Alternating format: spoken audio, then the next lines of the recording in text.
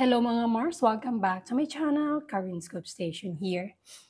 Pasensya na po kayo, iba po yung boses ko ngayon dahil meron po akong sipon. Yes mga Mars, napakahirap dahil makati, sobrang kati talaga, tas bahing ako ng bahing. Alam nyo naman na ang panahon ngayon ay grabe po.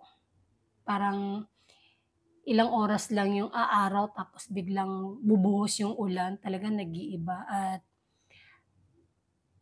grabe po ang nangyari sa Cebu. Yung isang bayan ng Cebu ay yun talaga ang epic center ng earthquake na umabot ata sa 6.9. Tapos marami pong namatay, may mga sinkhole, may mga grabe po ang nangyari sa kanila. Naway mabigyan agad sila ng tulong ng ating gobyerno. Ito, di ba po mga Mars, ang Dabarkads, Vic Soto and Joey De Leon, sila ay ngayon ay nasa Sydney, Australia. Bukas po ata, bukas ba Sunday? Bukas ano, di ko alam ang araw sa Australia eh. Basta, ang nakalagay dito ay Sunday ay magpapasaya sila sa ating mga kababayan at nandun din si Ryan Agoncillo kasama ang kanyang wife na si Judy Ann Santos Agoncillo. At nagsama-sama nga sila, may mga gala na agad silang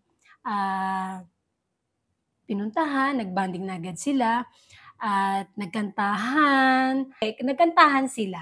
At ito nga yung kanta ni Maine Mendoza. Pakinggan natin.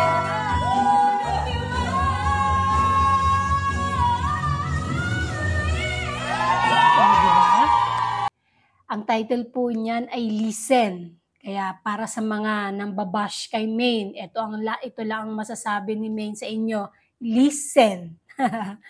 At si Ian Red ay nag-share din ng video sa kanyang page, sa Facebook page niya. Ito po yung video. Tawang-tawa ako dito, silang dalawa ni Maine na nagsasalita si Ian Red na Aussie accent or Australian accent. Ayan, pakinggan po natin. This is Sydney, Australia. Hey, how are you? Good. Oo, kakatawa naman ko gano'n. O, diba? Nakakatawa naman ko gano'n. Napatawa na rin kay Ian Red dahil iba na yung boses niya eh. Naririnig ko sa kanya, si Mahal na eh. Tsaka ito pa po yung video na i-share ni Ian Red habang naglalakad. Sila Maine, Miles, sama-sama sila si Ryan. Tinanong ko niya si Ryan kung dahil malamig nga daw, sabi ni Ryan, napakalamig. Tapos ayun, tapos sila Paulo, ganyan. Tapos na Dabarkad, sama-sama sila sa Sydney, Australia. Ang saya lang sa mga nagsasabing matagal nang wala si Maine dito sa Pilipinas, mali po kayo. Grabe kayo makapagkalat ng fake news. Kasama lang naman ni Maine ang mga Dabarkads nasa Sydney, Australia. Yan ang totoo dahil meron talagang proof. Yung mga kumakalat, wala silang proof na umalis daw ng bansa nga si Maine. At ayan nga, maraming natuwa kay Maine dahil nakita nilang masaya naman si Maine, kaya happy na rin daw ang mga nagmamahal kay Maine dahil nakita nilang talagang ngiti. O, diba? Maganda na ang ngiti ni Maine.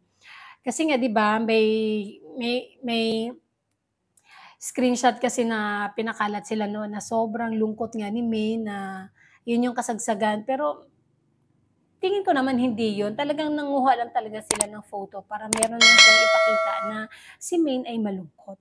Pero hindi. Di ba? Ay, kaswerte ng mga taga Sydney, Australia dahil papasayahin sila ng ating mga Dabarkads. And that's it mga Mars. Thank you for watching this video. Please like, comment, share, and subscribe for more scoops. Bye!